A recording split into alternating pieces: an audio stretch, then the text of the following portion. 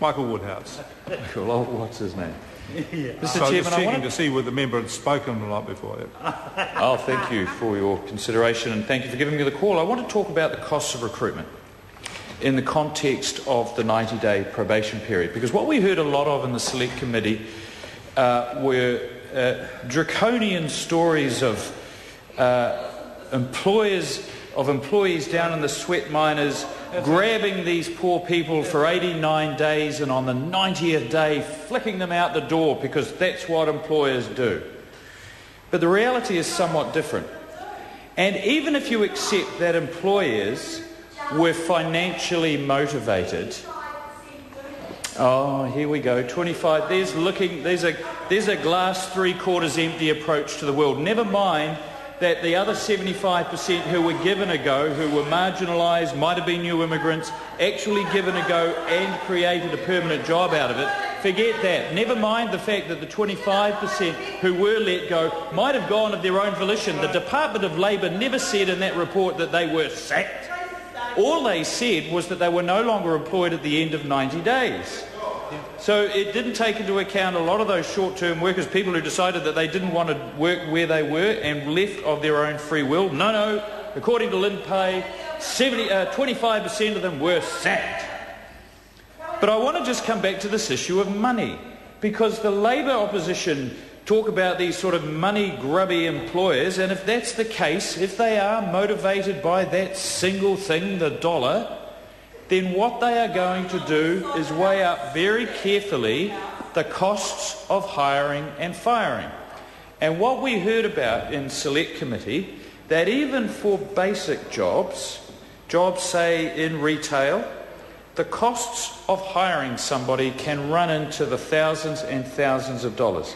There's the costs of advertising, the costs of screening, the costs of appointment, getting legal advice and getting an employment agreement in place, uniforms, training, health and safety, induction, the loss of productivity while somebody else has to buddy up. And during that 90-day period, a substantial investment in the employee has been made. Well, what we're being asked to accept is that these callous employers on day 89 or day 90 are going to say, "Tote, you're out the door, down the road. No excuse. Doesn't matter that we've invested not only several $1,000s, but several tens of thousands of dollars." That is exactly what is being inferred. The member opposite says nobody said that. Well, actually they did. They did. They came into Select Committee in Auckland and they said callous employers are going to use them and abuse them and then dump them. That's the concern. Members of the Service and Food Workers Union, who lined up one at a time with the Reverend on the end, I can't remember what his name was, actually went through that process. Oh, how terrible this is going to be. What we then heard, in fact we heard before that particular submission, was from McDonald's restaurant.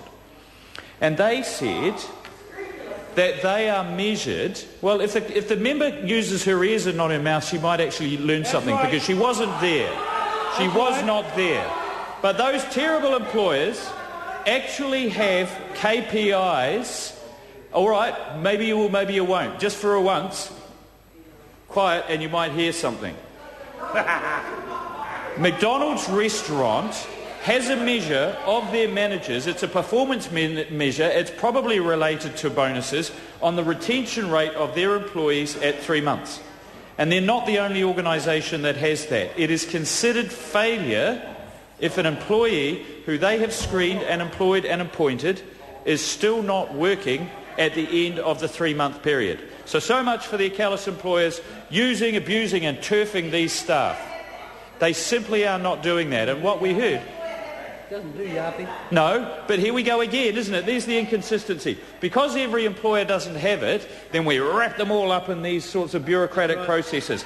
But because there are occasionally earned employees, we don't worry so much about them. Exactly. So we have rules for the employers, but those poor old employees, but no rules for them. Right. And it's completely inconsistent, because it's the employer that is investing sometimes not just thousands, but several tens of thousands of dollars in that employee. Nobody in their right mind, even if they were bad employers, motivated by money, is then going to flick that employee off. It simply does not occur. Good boy. I call Keith Locke.